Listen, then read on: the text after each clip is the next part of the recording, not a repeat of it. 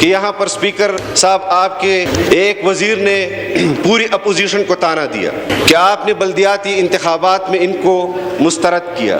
جناب اسپیکر، آپ کے وزراء کی اور آپ کے اپنے حلقوں کی انتخابات میں جس طرح کی گفتگو ہوئی، ویڈیو کلپس بھی موجود ہیں، آڈیو کلپس بھی موجود ہیں کہ آپ نے 70 کروڑ روپے جاری کیے، آپ کے وزراء نے جاری کیے، آپ نے لوگوں کو اقتدار سے دھمکانے کی کوشش کی، آپ نے لوگوں کو پیسوں سے خریدنے کی کوشش کی، آپ نے لوگوں کو پروجیکٹ دینے کی لالچ دی، لیکن ایک بات جناب اسپیکر میں اپنی یہ جو بات کر رہے ہیں بالکل آپ جو ہے نا جناب غلط بیان نہیں کر رہے ہیں۔ جناب اسپیکر میں اپنی گفتگو مکمل کروں۔ غلط بیان نہیں کر رہے ہیں۔ جناب اسپیکر، خیبر پختونخوا نے آپ کے اقتدار میں ہوتے ہوئے آپ کی پارٹی کو مسترد کیا، آپ کے پروجیکٹس کو مسترد کیا، آپ کے پیسوں کو مسترد کیا، اور جو اضلاع باقی ہیں خیبر پختونخوا کے اندر ہوں، چاہے وہ پنجاب کے اندر ہوں، چاہے وہ سندھ کے اندر ہوں، چاہے وہ بلوچستان کے اندر ہوں، انشاءاللہ آپ کا نوشتہ دیوار لکھا جا چکا ہے۔ آپ اپنے انجام کو پڑھ لیں اور آپ اندازہ کر لیں کہ کس طرح اقتدار میں ہوتے ہوئے بھی آپ نے لوگوں کو 66 تحصیلوں میں صرف آپ 15 تحصیلیں جیتے ہیں، صرف 15۔ اور میں چیلنج کرتا ہوں، آپ آج بھی نہیں جیتے اور آپ کل بھی نہیں جیتیں گے۔ 2.5 ارب روپے اور 70 کروڑ کی لالچ گپ شپ نہیں ہوتی، یہ حقیقت ہے، اس کو تسلیم کرنا چاہیے۔ آپ کی اپنی ثوابی کے اندر میں اس ایوان کو بتانا چاہتا ہوں کہ آپ کے اپنے تحصیل کے اندر تمام پولنگ سٹیشنوں پر آپ ہارے ہیں، اور آپ نے تمام پولنگ سٹیشنوں کو کور کیا صرف اپنے 2 پولنگ سٹیشنوں کے ذریعے کہ آپ نے وہاں ریکارڈ سے بھی زیادہ ووٹ پول کیا۔ آپ کو جواب دینا ہوگا، الیکشن کو بھی آپ کے ساتھ میرا چیلنج ہے، جواب دینا ہوگا، آپ نے عوام کو بھی جواب دینا ہوگا۔ ایسے نہیں چلے گا جناب اسپیکر۔ ایک منٹ میں ساؤتھ میں چیلنج کرتا ہوں، نہیں غلط بیان کر رہے ہیں جناب اسپیکر، غلط بیان کر رہے ہیں، غلط بیان کر رہے ہیں۔ ایسے نہیں میں چلے اس گا کو چیلنج کرتا ہوں جناب اسپیکر، کہ ایسے اگر نہیں چلے گا آپ نے یہ ثابت کر دیا، جناب اسپیکر ایسے نہیں چلے آپ کو گا، ہر جگہ شکست ملی ہے۔ آپ کو میری بات سننا ہوگی جناب غلط بیان نہیں اسپیکر، کر رہا آپ ہے۔ کو میری بات سننا ہوگی جناب اسپیکر، آپ کو میری بات سننا ہوگی جناب اسپیکر، آپ کو میری بات سننا ہوگی۔ اور جب آپ کو الیکشن کے 1 روز قبل رپورٹیں آ جاتی ہے کہ آپ صوبہ ہار رہے ہیں، تو آپ کا عمران خان کہتا ہے کہ مجھے ڈیرہ اسماعیل خان اور مجھے پشاور اور مجھے بنو بہر صورت چاہیے۔ آپ کو عوام نے بہر صورت مسترد کیا ہے، آپ کو آئندہ بھی مسترد کریں گے۔ ایسے نہیں ہے جناب اسپیکر، اگر میں اس فورم پر ایک بات کر رہا ہوں، آپ کہاں سے کہاں چلے گئے، اپنے ٹاپک سے آگے چل گئے، آپ کو پھر انشاءاللہ تعالی پتہ چل جائے گا۔ یہ کیسا ملک ہے کہ یہاں پر عمران خان کے گھر کو تو ریگولرائز کر دیا جاتا ہے، لیکن کراچی میں 40-41 سال سے بنی گئی مساجد کو شہید کیا جا رہا ہے۔ یہاں آپ قومی اسمبلی سے باہر نکلے، میں آپ کو بلڈنگز دکھاؤں گا کہ وہ غیر قانونی ہیں۔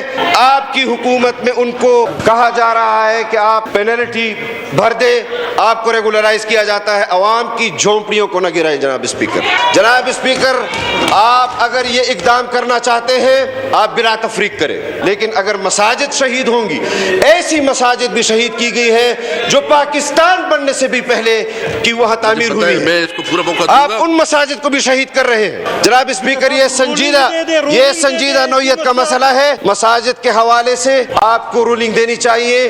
یہ مسئلہ اہم مسئلہ ہے، عوام کے اندر بھی اس پر اشتعال آئے گا اور اس میں اپنا کردار ادا کرنا چاہیے۔ کراچی والی مسجد پر رولنگ دے دے۔ رولنگ وہ سپریم کورٹ کا ہے، اس میں کیا سپریم کورٹ پہ کیس چل رہا ہے؟ جناب اسپیکر، آپ سپریم کورٹ کے فیصلے پر تو رولنگ نہیں دے سکتے، لیکن آپ آئین کے خلاف رولنگ دیتے ہیں۔ آپ کی بات حکومت کے حق میں ہو تو آئین بن جاتی ہے، اور آپ کی بات قوم کے حق میں ہو تو آپ اس میں دوسرے ادارے لے آتے ہیں۔ آپ خود بتائیں کہ آپ کے IMF کے پروگرام میں آپ ہی نے کہا تھا کہ ہم خودکشی کر لیں گے اگر ہم IMF کے پاس جائیں گے. آج آپ اپنے اسٹیٹ بینک کی خود مختاری کو داؤ پر لگا رہے ہیں, آپ اپنی معاشی خود مختاری کو داؤ پر لگا رہے ہیں. آپ مجھے بتائیں جناب اسپیکر, اگر ہم آپ سے سوال نہیں کر سکتے, ہم آپ سے سوال نہ کریں, ہم حکومت سے سوال نہ کریں, تو پھر وہ جگہ بتا دیں کہ جہاں پر ہم سوال کریں اور ہمیں جواب بھی ملے. آپ قومی اسمبلی کے اندر اپوزیشن کو بھی کچھ نہیں سمجھتے, آپ سینٹ کو بھی کچھ نہیں سمجھتے, آپ عوام کو بھی کچھ نہیں سمجھتے, آپ مزدور طبقے کو بھی کچھ نہیں سمجھتے, آپ کسان طبقے کو بھی کچھ نہیں سمجھتے, آپ سرکاری ملازمین کو بھی کچھ نہیں سمجھتے, آپ طلباء کو بھی کچھ نہیں سمجھتے, آپ اساتذہ کو بھی کچھ نہیں سمجھتے. آپ مجھے بتائیں کہ وہ کون سا ادارہ ہے کہ جس سے آپ کو خوف ہوتا ہے. ہم ان کے پاس یہ عوام کے حقوق کی بات وہاں لے جائیں, ان سے منت کریں. یہاں پر ایک ممبر قومی اسمبلی جو حکومت کی طرف سے جواب دے رہا ہے, وہ ان سوالات کو ایڈریس نہیں کر رہا جو اپوزیشن اٹھا رہی ہے, اور اپنے معیشت کے حوالے سے وہ گفتگو کر رہا ہے کہ تحریک انصاف کی معاشی پالیسیاں وہ زبردست ہیں. اگر تحریک انصاف کی معاشی پالیسیاں زبردست تھی تو آپ کو اس وزارت سے کیوں ہٹایا گیا؟ آپ کے بعد دوسرے وزیر کو اس وزارت سے کیوں ہٹایا گیا؟ کیا مجبوری تھی؟ اگر پچھلی حکومتوں کا قصور تھا تو آپ کی وزارتوں میں تبدیلیاں کیوں لائی جا رہی ہیں اور کیوں لائی گئی ہیں؟ آج ہم عوام کے حقوق کی بات کرتے ہیں, ان حقوق کے جو آئین نے ان کو دیا ہے, جو قانون نے ان کو دیا ہے, لیکن آپ اپوزیشن کی بات سننے کے لیے تیار نہیں ہیں. آپ کی حکومت نے ان 3.5 سالوں میں خارجہ پالیسی کو بھی تباہ کیا, معاشی پالیسی کو بھی تباہ کیا, ملک کے اندر امن و امان بھی تباہ ہوا آپ کی حکومت کی پالیسیوں کی وجہ سے.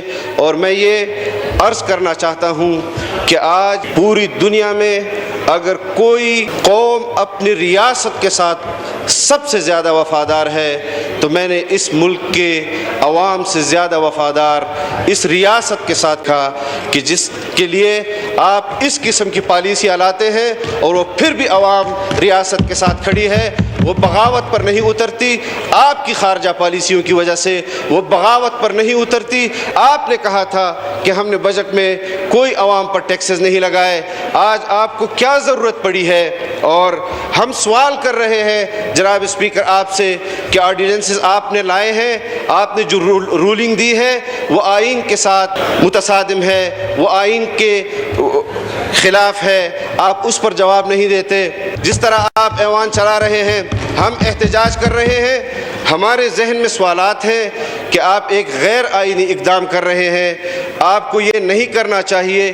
یہ تو الگ بات ہے کہ ایک چیز آپ پیش کر رہے ہیں اس پر میں آپ سے اختلاف کروں گا یا میں آپ سے اتفاق کروں گا, لیکن جو طریقہ کار اور ضابطۂ کار ہے اس پر ہمیں اعتراض ہے. آپ اپوزیشن کو نہیں سن رہے.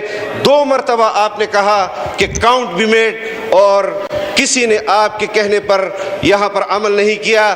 اس کے بعد آپ نے پروسیجر جاری کیا, ایجنڈے کو جاری رکھا اور کاؤنٹ بی میڈ والی رولنگ آپ کی ایسی ہی رہ گئی. جناب اسپیکر, آپ نے یہ قانون سازی تو اس پر تو ہماری رائے آنی ہی آنی ہے جس طرح آپ نے کہا, لیکن جس طرح آپ نے یہاں پر دیگر قانون سازی کی آرڈیننسز جو لیبس تھے ان کو دوبارہ لایا, ہم اس کو غیر آئینی سمجھتے ہیں. آپ نے رولنگ دی ہے, آپ ایسی کرسی پر بیٹھے ہیں کہ آپ رولنگ دے سکتے ہیں, لیکن اس سے قبل بھی ان کرسیوں پر ایسے اسپیکر بیٹھے ہیں کہ جن کو تاریخ اچھے الفاظ سے یاد بھی کرتی ہے اور اچھے الفاظ سے یاد بھی نہیں بھی کرتی. تو آپ کے رولنگ سے کم از کم اس کرسی کی تاریخ میں ایک اور باب کا اضافہ ہوگا.